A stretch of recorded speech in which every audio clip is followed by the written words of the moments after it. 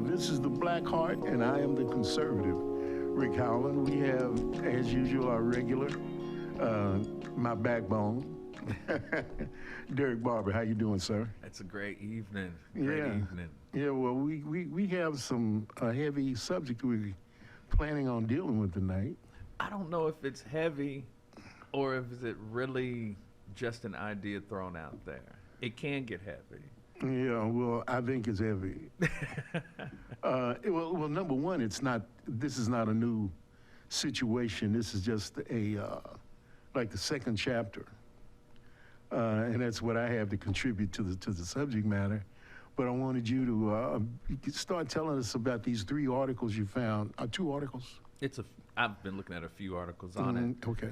Ultimately, bringing to the Blackheart Conservative today a topic that I think it's pretty new in the news. Harvard University has released a study where they're talking about looking at the life of an LGBTQ infant from the womb to the tomb, beginning to study the LGBTQ plus IA plus. It's that whole community saying that they can begin studying them from infancy all the way through. I thought we made it, that's a big jump. Because at this point, we have been dealing with people telling us that, kids 3, 4, 5 years old are coming forth saying that they're choosing their gender. But that's a big jump to go from 3 to 4 to 5 years old to infants from, And I was thinking about that. Fresh out the pot. I don't know even how you begin to figure that out. Or even begin to analyze it. I mean, I guess we're going to look at the baby room now and say, he looks like he's going to be, how in the world are we going to do that? Yeah. Well, if someone could explain to me how someone can look at an infant and come to the conclusion that this little boy, obviously a little boy with everything in the right spots and places, this child inside believes that it's a girl. Well, it can't talk, it can't communicate yet. When you look at some of the comments, and of course, looking at the article is one thing, but you really find out about the minds of people when you check out the comments. And a lot of people were attempting to continue on the idea that you can be born gay. And so if you can be born gay, then we must critique an LGBTQIA plus child from the womb all the way through.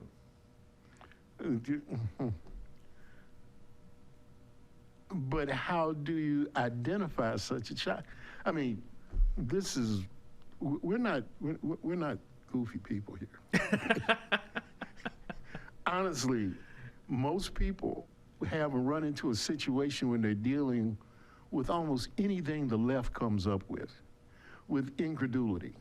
You're sitting up there saying, what are you talking about? It makes no sense. Out of the blue, two guys that usually exhibit common sense are up here talking about babies. Sexual preference, gender preferences. And a baby that can't talk exhibiting communication skills that let an observer know that little boy believes he's a little girl inside, and that little girl believes she's a little boy inside. Well, that goes back to are people born gay? Is it behavior that they are mimicking, or is it something they're introduced to? But like I was saying in the comments, or some of the discussion was, if we can say that we could tell he was gay since he was little, or we can tell she was gay since she was little. They're basically saying that, well, they must have been born gay versus them being introduced to this behavior. Something, I always fall back on my life experience. Okay. And I've never met anybody that wasn't, everybody that I was close to, that I was friends with, that was gay, we would talk. And it always was when they were very little, there was always somebody in their life that was stimulating them sexually, you know? And I wasn't brave, so I wouldn't, they were telling me that they'd always been this way.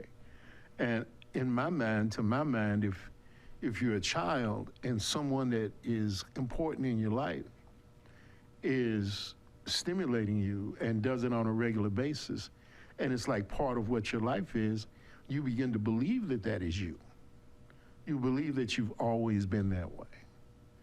And, you know, I would say it and then they get mad at me.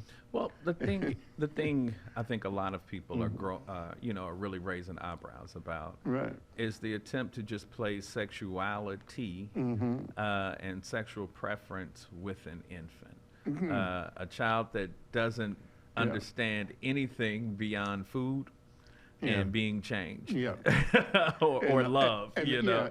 And the only person that they can actually have a relationship with in those first few days, weeks, months, it's mama in the very, very, very minute first hours, you know, and then dad gets introduced probably in the next, you know, maybe in the first day if they're in a close family, but if they're a family where dad's not around, that might go for years without. You know? I looked at it along the lines of they were attempting, Christianity is under attack. Yeah. Anything that is of Christian values, Christian substance, it seems as if they're trying to dismantle it. Right. Now, see, I was raised, God knew you in the womb. Yeah. And to say that you were born this way is almost saying that God isn't present in the womb. Because we know this isn't the behavior nor characteristics of God. And so that's where I think this is just another way to chip away at removing our faith from the town square, or removing, by introducing something else, something else has to be removed. Right. Or I don't know if they just wanted shock value to get the debate, because they actually began to backpedal on it by the third or fourth day of this new class that's being introduced at Harvard University was introduced. So Harvard itself is beginning to backtrack. Harvard began to comment on how they meant for very rare cases where there is child that's born with both sexes or so in the womb or whatever, and saying that they need to be viewed. You know, they need to be studied. And all people have been studied. Anthropology has been there for a while. I want the child treated and watched and helped. I don't want them necessarily studied, because when you start studying, you begin to start introducing stimuli. So you're saying there's an agenda in the study? Then all of a sudden there's an agenda in the study.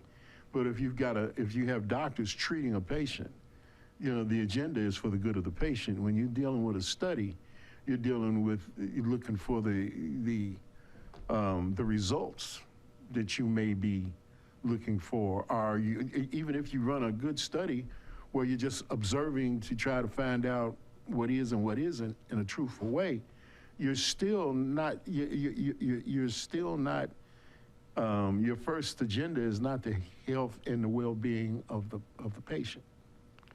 So there's got to be treatment. But their argument is they're taking total consideration of the patient, a full consideration of its future desires. I guess but when you introduce that word study, that means you're going to be experimenting. You know, if you're treating the child, you may try this treatment or that treatment or the other treatment, but when you're doing studies, you're introducing stimuli. Now, if you're talking about and a little bit later, I want to talk a little bit about the old Kinsey report. But it was discovered through the study of the actual records of the Kinsey report before they wrote the report and wrote the internals of the report before they wrote the real report and turned it out in book form. They were experimenting on babies. And anything, if anybody had been doing it in any other environment other than at Indiana University, under the auspices of a doctor at Dr. Kinsey at Indiana. I think his wife was involved and a couple other doctors at IU, and they just. Anybody else had been doing it, you would have been locked up for pedophilia. Well, in this particular case, I'm trying to figure out what would be the difference. If you're going to say we're all human, Mm-hmm. and we're going to say that these sexual preferences are personal preferences Yeah. and conscious choices, then what would be the difference in any other evolution of just studying people? Mm-hmm. You get what I'm saying? Yeah. If you're going to tell me that you're a perfectly sane, fine person, then why do we have to take a closer look at your personal habits? Mm-hmm. Mm. Yeah. And I'm not judging it good or bad. Mm-hmm. I'm just saying, why do we have to know? Yeah. That's Well, that's my first question about sexuality, period. I don't have to know what you like to do. If you want to tell me, fine, but I'm not involved in it, Of course, if when I was a young man, if you were a beautiful young lady and you wanted to, you were stimulated. I would, I would be interested, maybe, But just in general, somebody walking down the street, I wouldn't be interested in their bedroom. I've never inquired about anyone's bedroom, except they made it public exposure. I got involved in the dealing with the early days of the Fairness Amendment back in the late '80s in Louisville, because I read the synopsis of the ordinance that was being considered down at the Board of Aldermen, and it was saying that anybody could be arrested for a hate crime, not if they perpetrated violence on anybody, but if they said anything to someone who did do violence against someone, and they had said something that would cause that person to have a negative opinion of homosexuality, and they got involved in some kind of crime against you not being there could be charged with a hate crime. I'm not understanding what the goal is. Yeah, the goal to ask people to shut you nailed it, to shut down the church. So And where that's would what the church brought me out, stand? because I was teaching Sunday school, and all of a sudden I realized I was teaching what the Bible taught about. We'd be teaching Romans 1, and Romans 1 talks about homosexuality. And I was talking to middle school kids, and they were nice boys. I wasn't telling them to go out and beat anybody up or anything, but we were just going through what Scripture said. And all of a sudden I realized that if one of those young men had an altercation with someone, they could be accused of a hate crime, and because they had been in my Sunday school class, somebody might find out that, in Sunday school at the church where I attended at that time, they were a conservative, apostolic church that preached what the Bible said.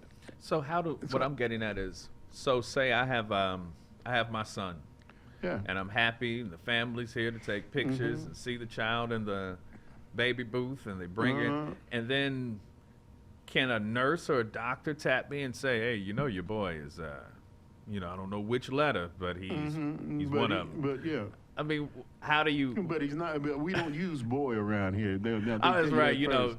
know your birthed That child. Your little person here. Yeah. And I say, well, what's dangling there? Is nothing dangling there, or is it something dangling Well, there? he'll Then decide that when he's 3. he'll decide that when he's 3. I don't think that's gonna work. I'm just getting at the point of even if I know. even if you observed behavior, whatever, I'm not understanding from delivery, and even up to a year. How can you? I just don't even understand how you could even view a child in a sexual way. I think it's perverted, as well as I think it's abusive. Yeah. And when I think to introduce a subject like this in college, university, it's doing two things. Number one, they're opening the door to the abuse of children, but they're also implanting in the minds of the students who are, in order to get a grade, are taking part in it. They're indoctrinating them into another mindset, and maybe even cause them to see children, babies, their own children later as sexual beings. When a baby is just supposed to be seen as A baby. A baby. Change his diapers, her diapers, give him milk. Start learning when he's about 3 or 4 weeks old how to make pablum, because in the next 3 or 4 weeks you're going to have to be mixing pablum and mixing it in with his formula, or making it into cereal form, and you. I remember there was so much that when I was young that mothers had to do. It was strong. It was rough, because sometimes moms didn't have milk, and women would wet nurse other women's babies, because if you had a mom that was nursing, and she didn't have trouble supplying milk to her children, sometimes if you had a mother, because the child might starve to death, they would bring the baby over, and the mother would wet nurse that one, or they would express.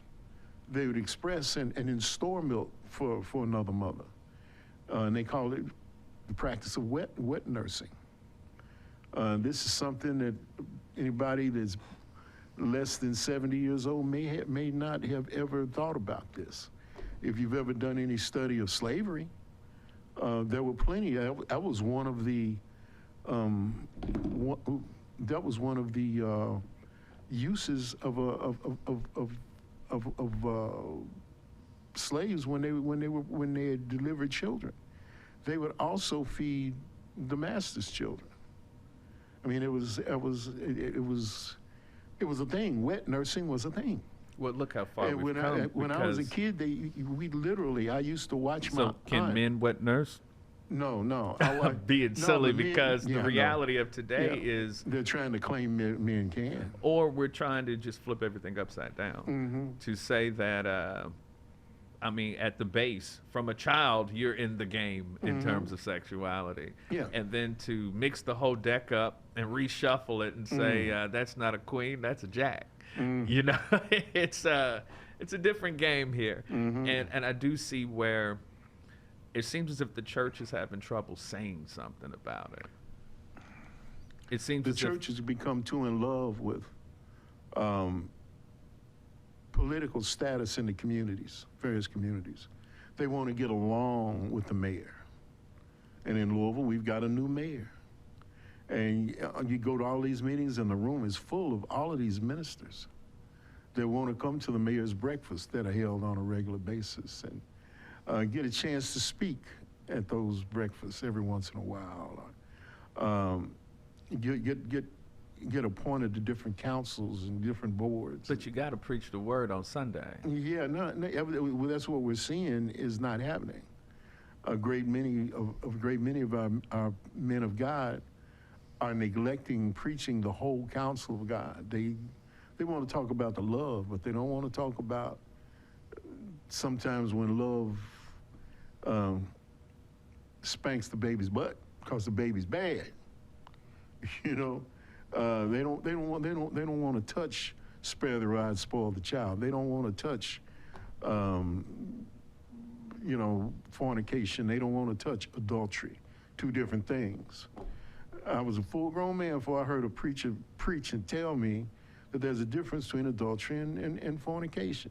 We're not going into that now, but you know, there was a spirit in the church in the 50s and the 60s not to speak of those things because those were things that were not they weren't good etiquette. You know, you if somebody really they would sneak in, you know, in the vestry and ask the pastor about it behind closed doors, maybe, you know. But really, that's part of the whole counsel of God. It's supposed to be preached to the church. And so, you know, we have so much confusion in the pews because the men of God are given an uncertain sound, and they're not giving out information that should be that should be easily had. I think what happens is you get people who are still trying to matriculate through education and get all the credentials they have. This becomes a thesis for somebody to get a doctorate, and it gains traction. Beyond that, it's intellectually flawed. Beyond that, it's morally flawed. And the fact that it actually is at one of our highest institutions of achievement and, you know, and resources of education, it makes me wonder, where are they trying to take us next? Wherever they're trying to take us next is because they're intending to take us without God.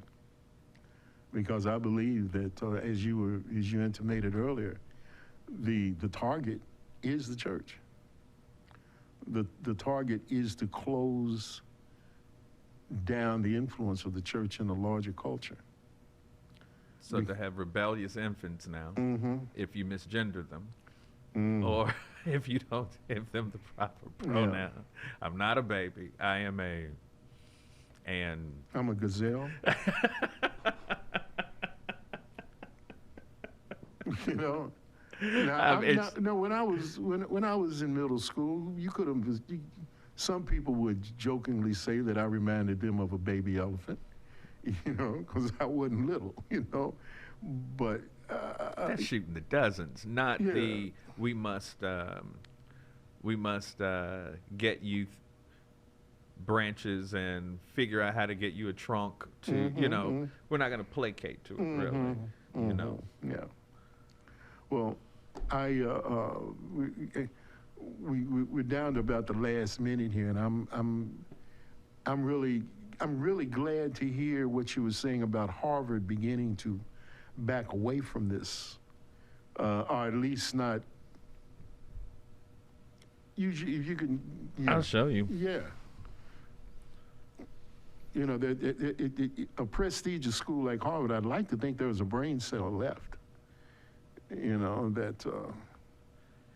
It went ahead and said that after they were pressed, that they just made the claim that it was referring to intersex babies. Intersex baby. Which complicated it even more. Yeah. So what is an intersex baby?